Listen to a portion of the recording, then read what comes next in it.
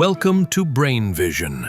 All right, I wrote the pertinent information. I really didn't need to write the general version of the force.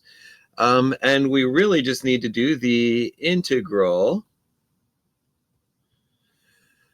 of the force, which would, of the opposite of the force, which would be k1x plus k2x squared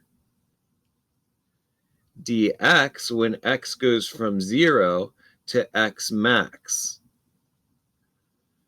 So that's going to give me k1x squared over 2 plus k2x cubed over 3 from 0 to x max. When we put in 0, then it just turns into 0. So I'm just going to put x max in. Each term would be 0 if we substitute in 0. So it's k1 x max squared over 2 plus k2 x max cubed over 3.